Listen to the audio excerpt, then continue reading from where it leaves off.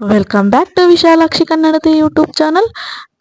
ಕನ್ನಡ ಧಾರಾವಾಹಿ ಮೂಲತಃ ಮರಾಠಿ ಮತ್ತು ಹಿಂದಿ ಭಾಷೆಯಲ್ಲಿ ಬರುತ್ತಿದ್ದ ಸುಮಾರು 10ರಿಂದ 12 ವರ್ಷಗಳ ಹಿಂದಿನ ಸ್ಟೋರಿ. ಸದ್ಯ ಕನ್ನಡದಲ್ಲಿ ಸೂಪರ್ ಹಿಟ್ ಆಗಿದೆ ಕತೆ. ಕಲಾವಿದರ ಅಭಿನಯ ದೊಡ್ಡ ಪ್ಲಸ್ ಪಾಯಿಂಟ್.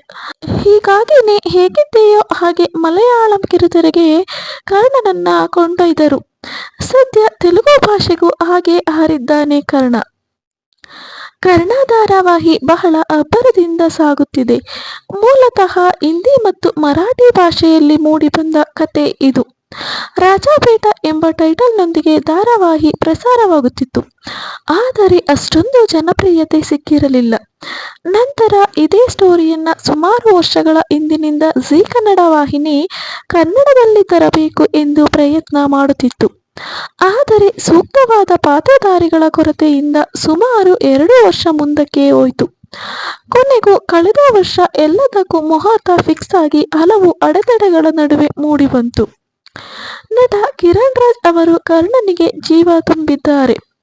ಅಷ್ಟೇ ಅಲ್ಲ, ಕಿರುತೆರೆಯಲ್ಲಿಯೇ ಈ ಪಾತ್ರಕ್ಕೆ ಹೆಚ್ಚು ಸಂಭಾವನೆ ಪಡೆಯುತ್ತಿದ್ದಾರೆ ಕಿರಣ್ ರಾಜ್ ಅವರು ಎಂಬ ಮಾಹಿತಿ ಕೂಡ ಇದೆ. ಇನ್ನು ನಟಿಯರಾದ ಭವ್ಯ ಗೌಡ ಮತ್ತು ನಮ್ರತಾ ಗೌಡ ಅವರು ತಮ್ಮ ಪಾತ್ರಗಳನ್ನು ಬಹಳ ಅಚ್ಚುಕಟ್ಟಾಗಿ ನಿಭಾಯಿಸುತ್ತಿದ್ದಾರೆ. ವಿಶೇಷ ವಿಚಾರ ಅಂದ್ರೆ ಭವ್ಯ ಅವರು ಮತ್ತು ಕಿರಣ್ ರಾಜ್ ಅವರು ಆಯ್ಕೆ ಆಗುವ ಮುನ್ನವೇ ಈ ಧಾರಾವಾಹಿಯ ನಿತ್ಯ ಪಾತ್ರಕ್ಕೆ ನಮ್ರತಾ ಅವರು ಆಯ್ಕೆಯಾಗಿದ್ದರು. ಬಹಳ ಇಷ್ಟಪಟ್ಟು ನಿತ್ಯ ಪಾತ್ರವನ್ನ ಮಾಡುತ್ತಿದ್ದಾರೆ. ಸಾಕಷ್ಟು ನೆಗೆಟಿವ್ ಕಮೆಂಟ್ಗಳು ಕೇಳಿ ಬಂದರೂ ಕುಗ್ಗದೆ ಪಾತ್ರಕ್ಕೆ ಜೀವ ತುಂಬಿದ್ದಾರೆ.